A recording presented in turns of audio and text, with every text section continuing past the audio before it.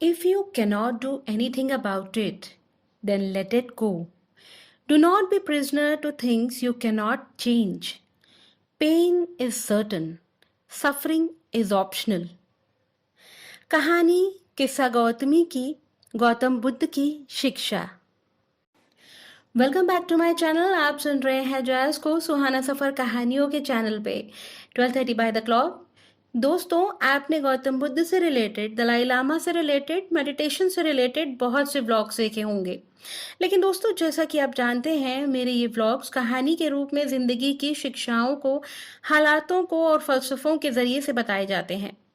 कहानी एक ज़रिए से बताने का एक मकसद होता है, क्योंकि कहानी में किरदार होने से इंसान उन किरदारों में खुद को इमेजिन करता है, खुद का प्रतिबिंब देखता है। अगर वो होता तो क्या होता। आज की हमारी ये कहानी एक ऐसी महिला की है जो गौतम बुद्ध के समय में थी, और ये सब सच्ची कहानियां हैं। किस्सा गौतमी। एक औरत गौतम बुद्ध के समय में एक गांव में रहा करती थी, अपने बेटे के साथ। अचानक बीमारी के चलते उसके बेटे की मृत्यु हो जाती है। अब किस्सा गौतमी अपने बेटे की मृत्यु को सहन नहीं कर पाती और उसके मृत शरीर को अपने घर में रखकर उपचार की दवा के लिए दर दर मारी मारी भटकती है।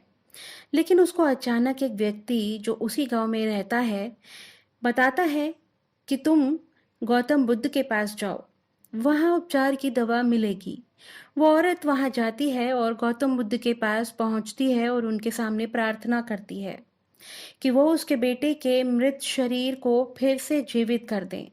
उसके उपचार से उसके बेटे के प्राण फिर लौट आएंगे। गौतम बुद्ध जी कहते हैं, मैं दवा तैयार कर दूंगा, आप मस्टर्ड सीड्स यानी सरसों के बीज कहीं से ला दीजिए। वो बीज लाने के लिए तैयार हो जाती है तो गौतम बुद्ध जी कहते हैं, आपने मेरी बात पूरी नहीं सुनी। आपको वो बीज ऐसे घर से लाने हैं जहाँ किसी की मृत्यु ना हुई हो। अब वो औरत गांव के हर घर में जाती है और पूछती है कि किसी के घर में वो बीज हैं और किसी के घर में किसी की मृत्यु तो नहीं हुई। लेकिन किस्सा गौतमी को ऐसा कोई घर नहीं मिलता। वो निराश होकर गौतम बुद्ध के पास लौटती है। तब गौतम बुद्ध कहते हैं कि मिला आपको ऐसा घर? उन्होंने समझाया कि मृत्यु जीवन हमारे हाथ में नहीं है और ऐसा कोई व्यक्ति नहीं है जो चिंता में ना हो या कोई मुश्किल में ना हो या मृत्यु के इस काल चक्र से वंचित हो। सबके घर में कोई ना कोई मृत्यु को प्राप्त हुआ है। कुछ भी इस धरती पे स्थायी नहीं है। तब किस्सा गौतमी को समझ आया कि कोई भी संपूर्णतः सुखी नहीं है। दोस्तों, ये कहानी the art of living book the holiness Dalai Lama से ली गई है।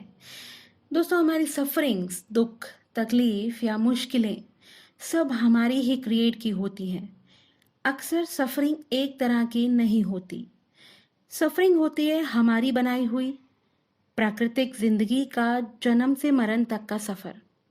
और शिफ्टिंग पर्सपेक्टिव यानी दूसरों को बदलना, अपने हालात के चलते या खुद को बदलना, अपने हालात के साथ समझौता, क्योंकि कुछ लोगों को बदलने में इश्यूज होते हैं। हालात और सर्कमस्टांसिस के अकॉर्डिंगली बदलना अच्छा होता है। जो नहीं बदलता उसको कई परेशानियों का सामना करना पड़ता है। मेरे इस चैनल को लाइक, सब्सक्राइब, कमेंट और शेयर करना ना भूलिएगा। और आपका आज की हमारी इस कहानी के प्रति क्या प्रतिक्रिया है, क्या आपकी सोच है, क्या आपकी समझ बूझ कहती है, इस कहानी से आपको क्या सीख मिलती है, मुझे ज़रूर बताइएगा अपने कमेंट्स में। तब तक के लिए मिलते हैं कल।